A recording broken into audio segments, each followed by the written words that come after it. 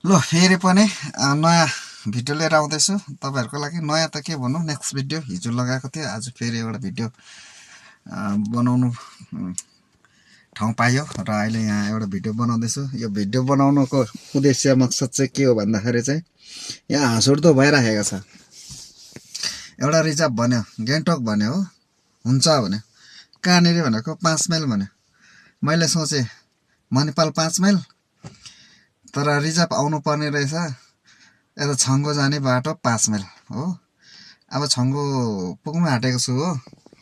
अब यस्तो छ यहाँको नजाराहरू हो। अन्त यहाँ चाहिँ आफू चाहिँ भने चाहिँ यहाँ बिजोक चाहिँ के छ भन्दाखेरि चाहिँ सिन्ताममा त गरम छ।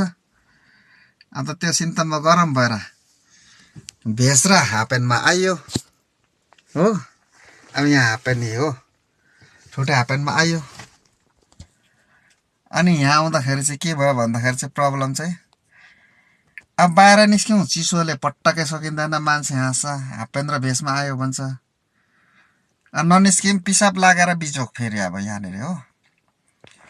अब यिनीहरू कतिखेर आउँछ र ठाउँमा पुर्याउनु पर्ने बिजोक चाहिँ यहाँ छ। अब गएको छ कतिखेर आउने हो उहाँहरू। यहाँको नजारा चाहिँ यस्तो छ हो।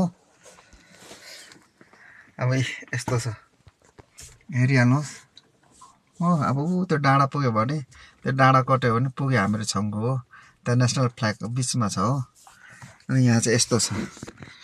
अब यहाँ बिजोक परेन त अन्त मान्छे।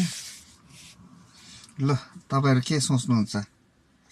यस्तो ठाउँ पनि हाफप्यान्टमा पुग्नु भनेको मामुली कुरा हैन। हाफप्यान्ट र भेस्टमा पुगेछु है साथी म चाहिँ फेरि। सक्छ तपाईहरु? ल आजको लागि यति नै। अर्को भिडियो फेरि बनाउला।